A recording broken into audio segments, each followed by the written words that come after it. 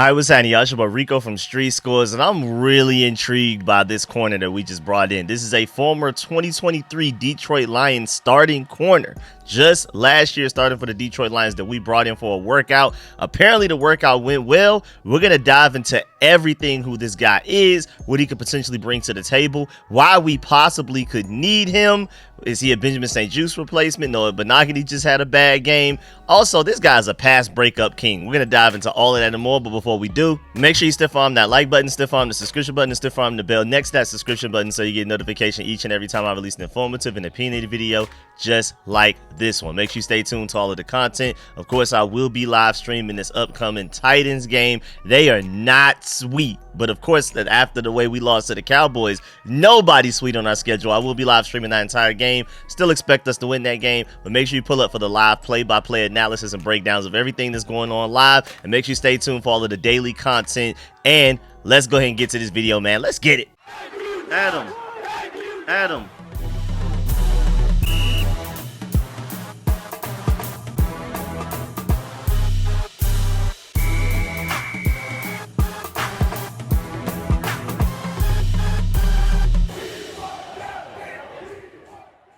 All right, so this was originally reported by Jeremy Fowler of ESPN. He tweeted / reported at 1:09 p.m. Commanders worked out veteran corner Jerry Jacobs today per source. No signing as of now, but the workout went well. Good to hear. That's interesting, though, that maybe we're to a point where they like him, but we're like apart on numbers right now. It's like some contract negotiation stuff going on. Brandon Sosna behind the scenes getting the work. I don't know, but it's cool that the workout went well. But you always got to question, we bring somebody in for a workout and then we don't sign them. What happened? It sounds like the workout went well, though, and maybe it's like a contract thing right now, but you always got to question, why did this guy come in for a workout and we never ended up signing him? Remember, we brought in that former Pro Bowl corner from the Bears just a few weeks ago. We ended up not signing him, so we'll see if this one actually turns into anything. And then Jeremy Fowler finished his report / tweet by saying Washington is awaiting the debut of Marshon Lattimore, who has missed the last 3 games since being traded. Technically 4 games if you go back to the 1 game he missed against the Panthers for the Saints right before we traded for him. He has now missed 4 games in a row from his point of view. For us, he's missed 3 games for us specifically. That's all we care about. Now, is this a coincidence that they brought Jacobs in after Noah Igbenogany just had a bad game with 2 pass interferences called against them against the Cowboys, and they didn't even have like a really good receiving core? That was just shameful. And then also Benjamin St-Juste just played the least healthy snaps that he's played since his rookie season. Like, he's fully healthy, he's good to go, but he played the least snaps without it being due to like an injury while he's sitting out since his rookie season.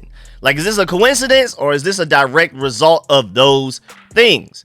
Because just to let you know, Benjamin St-Juste played his fewest percentage of snaps, 58%, since his rookie season, while Sanverstill and Noah Igbenogany played nearly every snap. When you actually dive into it, when you're really looking at the chart, you have Mike Sanverstill played 65 snaps, that's 98%. You had Noah Igbenogany play 64 snaps, that's 97%. Benjamin St-Juste only played 38 snaps at 58%. So is that basically the Commanders telling us that they are done with him, basically? Because you could already tell that Benjamin St-Juste will not be re-signed after this season. I mean, if it already wasn't for just the fact that he has cost us even some games, at least 1 game against the Steelers with the bad coverage, especially, you know, consistent bad coverage at times against like the Ravens and guys like that. But now they are also on top of that, slowly starting to see what it's like to not have him onto the field. I mean, they're starting to basically move him around the office, and they keep taking his red stapler and everything like that. You know what I'm saying? For those of y'all that have seen Office Space. But rather than just cutting him, they are basically slowly demoting him. So he's basically playing like less and less every week until the point that he just isn't playing anymore. I mean, it happened to Emmanuel Forbes earlier in the year where they just slowly kept taking away his snaps, and then suddenly Emmanuel Forbes just stopped playing, period. I even forgot he was on the team.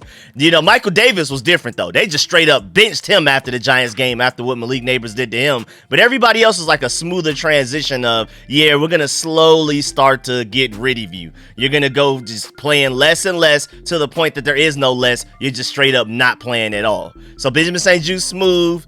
Emmanuel Forbes smooth, Michael Davis not smooth. So, but main point is, if we ended up signing Jerry Jacobs, it's sounding like the main rotation of corners could end up being Marshawn Lattimore, Mike Sanford still, Noah Benagidi probably still, even though he had a bad game with 2 pass interference calls against the Cowboys. And then Jerry Jacobs, those will be your top 4 corners. But even Michael Davis has been playing some recently, so I don't know how that would work. But I'm pretty sure they can't wait to demote Michael Davis back to being a healthy scratch and inactive in games. But now, the main thing is, and I'm pretty sure a lot of y'all are wondering, who is Jerry Jacobs? You know what I'm saying? I had to make sure I set the stage for y'all first and let y'all know why we even brought him in for a workout in the first place. But now let's talk about how he can help and who he exactly is. Well, first of all, Jerry Jacobs, only 27 years old, went undrafted out of Arkansas in 2021 before catching on with the Detroit Lions roster and making their 53-man roster ahead of the season. This is an undrafted free agent that made the final 53-man roster in 2021 for the Detroit Lions. That's very significant. You know how rare it is? You know how hard it is to be an undrafted free agent and then to make the 53-man roster? You didn't even get drafted. You're seeing like 4th and 5th round picks not even make final 53-man rosters. This guy went from undrafted to making the Lions 2021 final 53-man roster, which lets you know that this guy works hard. He takes every opportunity that he can to make sure that he's seen, his presence is felt, and he has an impact for the team. So he played out his standard 3-year undrafted rookie contract. There's a 3 instead of 4, and was slated to be a restricted free agent in 2024, but Detroit declined to tender him to that contract, so they just let him walk. But just to let you know, he is from Atlanta, so y'all already know me, man. He's got my vote to sign him just off of that. But even beyond the bias, like just, comedy aside, let's just go all the way back to his rookie season, up to the point of actually Christmas Day. Because as of Christmas Day of 2021, his rookie season again, mind you, fellow rookie corners had some pretty impressive stats. Like you had Georgia Dog, Eric Stokes had 8 pass breakups up to that point, the most by all rookie defensive backs up to that point that season. Another Georgia Dog, Tyson Campbell, had 7. Browns corner, Greg Newsome, not a Georgia Dog, so we're not going to be as excited about that here on this channel, had 7 as well. And then you had Jerry Jacobs, who had 7, but he didn't even get a start until week 5 of that season. So you could honestly say, efficiency-wise, he was the most impressive rookie corner of that 2021 class as far as like rookie seasons go. Because again, he had the same stats as everybody else except for my boy Eric Stokes, but he didn't start until week 5. These other guys that were starting since like week 1, or at least playing since week 1. So I feel like that needs to be noted.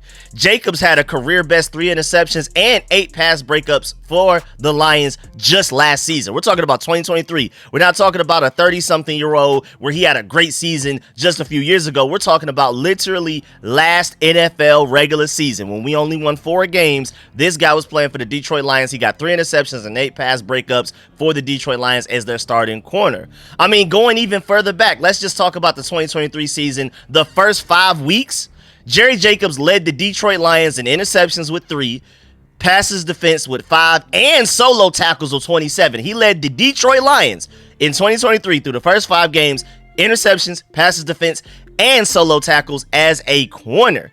And just to let you know, those 3 interceptions also led the NFL through the first 5 weeks. And he's also a very physical corner. Again, those 27 solo tackles are insane. And that was just the first 5 games of the 2023 season. But he also had 30 total solo tackles in 12 games in 2022 and 27 solo tackles in 13 games in 2021.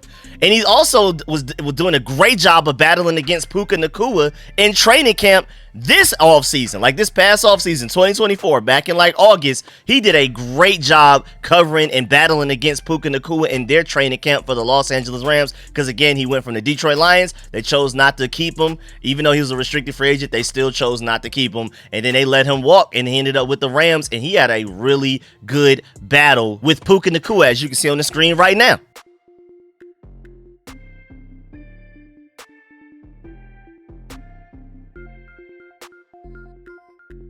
Also, take a look at this right here. As you can see on the screen right now, Lions defense in EPA per play and man coverage. Weeks 1 through 8, 31st in the NFL. And at the same time, Jerry Jacobs only had 46 total snaps. Well, how about weeks 9 through 18, he had 496 snaps, and then suddenly the Lions defense and EPA per play and man coverage for their defensive backs rose to 9th in the NFL. Is that a coincidence, or is that a direct result of Jerry Jacobs playing more snaps? Whenever he plays more, the Lions defense played better.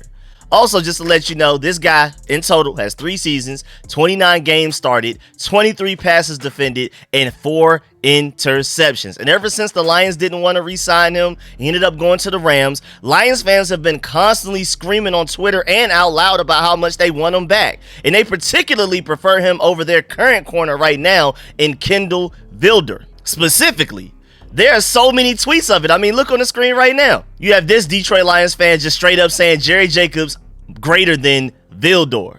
Or you even have this other Detroit Lions fan saying, I'm just rewatching some lockdown coverage from Jerry Jacobs. And then another Detroit Lions fan retweeted that and replied, I said this all of last season. Jerry Jacobs was the only cornerback on our roster last season that could even make a play on the ball when it's in the air. He doesn't lose the football in the air like our other corners. He has the traits to be very good in this league. These are Detroit Lions fans talking about this after he's not even on their team anymore. These are 2024 Detroit Lions fans talking about Jerry Jacobs while he's not even on the Detroit Lions. They miss him. They're not just hyping him up because he's currently on the team. And you know, as fans, we try to see the positive side of things. We try to be optimistic. No, Jerry Jacobs isn't even on their team, and this is how Detroit Lions fans feel about him. And listen to Lions head coach Dan Campbell show his appreciation for him as well. Remember that Jerry Jacobs was an undrafted free agent, so he had to work extra hard for every NFL snap that he's ever gotten since he's gotten to the league. Here's Dan Campbell talking about him. Jerry's a case of, it's not like Jerry lacked talent. Jerry had some ability now. Now, there was other reasons maybe why he wasn't drafted, but he had some ability. And but to his credit, he put in the work. You know, he's got the right temperament about him, the right attitude, and I mean, he works at it. He kind of knows his own deficiencies, if you will, and so by him knowing that, understands who he is, man, it just makes him better. And to see where he's at now and how he just improves every week is pretty impressive. He's got some talent, but there's a demeanor about him, you know, like he's not putting up with anything. He's pretty tough, not afraid to tackle. He can run, you know, he can hit. He's a good communicator. He's had a hell of a week of practice, man. He's been competitive. We finished yesterday with an end-of-game situation, man, I tell you what, it was good, you know. And that's what you want. You want to know you're in the fight. And these guys, it's not too big for them. They're not scared. They're not, oh well. And just, man, play your keys. Do what you're taught to do. Trust your technique, and you just want to know you're in the fight. It was just the way he played coverage. He was like a pit bull. It was tight coverage. It was really for the most part, we kind of recreated Minnesota at the end. And just, man, to watch him out there compete and play tight and, man, defend. And them trying to run daggers, and he's sticky. And it just, you know, it was good. It was impressive. So it seems like Detroit Lions fans miss him for the most part. So that alone makes me really want him to at least like give him a shot just to see what he could do, especially compared to the other corners that we've been throwing out there. And then also his former head coach seemed to like him a lot as well. But Jacobs is coming off of an injury. That's really the only reason he's even available right now. Because shouts out to Cameron De Silva, a Los Angeles Rams reporter, did an article on Jerry Jacobs all the way back in August 21st, before the regular season even started, saying the Los Angeles Rams have made an unexpected move on Tuesday night when they waived veteran cornerback Jerry Jacobs with an injury settlement. Again, he emphasized this was an unexpected move.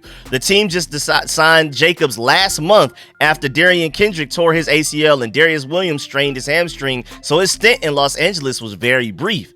While we don't know what injury Jacobs specifically suffered or when it happened, it's obvious that A, it was somewhat serious, and B, the Rams didn't feel like he would be able to contribute this year due to his injury. And so, I also want to point out the fact that he even worked out for the Jets just a couple of weeks ago, and they decided not to sign him. That's why he's still available right now as well. So I don't know what the difference was between his workout with the Jets a couple of weeks ago and us just today, except for maybe he got healthier within the past couple of weeks. But either way, I'm happy that the Jets didn't sign him, and I don't necessarily see it as a red flag as some people may think. Like if the fact that the Jets did not sign him after he worked out for them. If this coaching staff believe it's worth signing Jacobs and want to get him on the field and give him a shot, then I'm going to give them the benefit of the doubt for sure. And don't forget, he also played several seasons with the Lions with our current Commanders assistant general manager, who was over there doing his thing and in the front office over there with Detroit for the past few years while Jacobs was there, Lance Newmark. So there's some prior history there, and maybe Lance Newmark liked him and is happy to potentially bring him with him to his new team, just like he did to his prior team with the Detroit Lions. Maybe Lance Newmark was somebody that was probably even like banging on the table to keep him, and then the rest of the staff just maybe didn't want to. I don't know. I'm just guessing. These are just inferences. I'm just throwing out educated guesses right there, but I'm pretty sure Lance Newmark had something to do with us bringing Jerry Jacobs in due to their prior connection with the Detroit Lions. I mean, there's a lot of free agents out there, and why did we go and get a former Lance Newmark undrafted free agent? So that's just something definitely keep an eye on. Maybe he was banging on the table for him. We'll see if Dan Quinn and Joe Wood Jr. like him enough to sign him and give him a shot. Again, if the workout went well, like Jeremy Fowler said, that I'm assuming that means that like Commanders reporters, Commanders sources, whoever, coaching staff, whatever that Jeremy Fowler was talking to, really liked the workout. I'm assuming at this point the only reason they haven't announced that he's been signed yet is the fact that maybe there's something with contract numbers going on right now, but he doesn't draft the free agent, so I don't assume that he's going to be out here just expecting huge numbers. But this is a guy that is pretty prideful and thinks pretty highly of himself, though. I feel like that's a perfect transition to this, because our boy Jerry Jacobs here just tweeted back on November 25th, just yesterday. Every Sunday, I'm trying to realize how half of these folks even got jobs over me. It's crazy. And he tweeted it with some laughing emojis. And then people are even replying in the comment section, "I'd rather watch you than Vilder. He gives it his best, but I think you're better." Somebody else, another Detroit Lions fan, said, "If the Lions ain't calling you by noon today to get you on the field over Vilder, I swear to God, man, need you back, Jay." These are Detroit Lions fans, and Jerry Jacobs replies under his tweet that he just put out just yesterday. So Detroit Lions fans to this day, even with as great of a season as they're having, still really want Jerry Jacobs back. I feel like we should not let him be able to leave the DMV area without some type of contract. If his former team, at least the fans of that former team, want him back that bad, then there must be something going on. Because right now, I best believe Benjamin St-Juste gets cut out of nowhere. Noah Benogany, even though he hasn't been as bad as some people think, but he was bad against the Cowboys, gets cut out of nowhere. You're not going to see a bunch of Commanders fans all over Twitter screaming, "No, bring him back. Why did you do that, Adam Peters?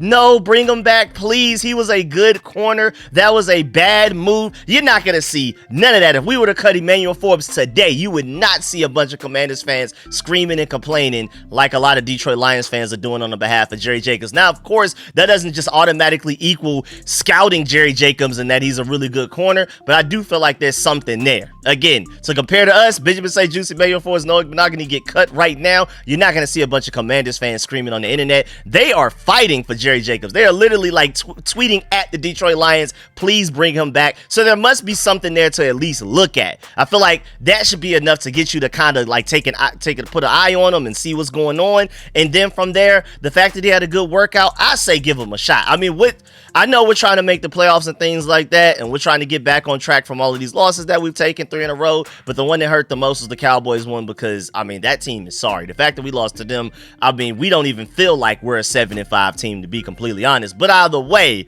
I think why not? With the corners that we have going out there getting burnt, and Benjamin St-Juste out here getting his snaps demoted every week, just by the week, just less and less snaps and things like that. They're slowly trying to make the transition to see what the defense will be like without him next offseason when they don't re-sign him. Basically, they're already trying to experiment to see what what other guys can step up. If you're in the experimentation mode with these corners, why not go ahead and bring in Jerry Jacobs, who had a really good season for the Detroit Lions last year, to the point that their fans really want him back. But yeah, man, that's the end of this video. Please get in the comment section. Let me know if you feel about everything discussed in this video. Please stiff arm that like button, stiff arm the subscription button, stiff arm the bell next to that subscription button so you get notification each and every time I release an informative and opinionated video just like this one. Make sure you stay tuned to all of the content. I'm more than likely going to come out with another video later on this evening / tonight, so be on the lookout for that. I will be live streaming with the Commanders Kings tonight as well, so make sure you pull up for that. Me, Louis T, Rio Robinson, Ed Oliver, all of us definitely going to break down what happened in that Cowboys loss and all of that, so make sure you pull up and subscribe to the Commanders Kings account, of course.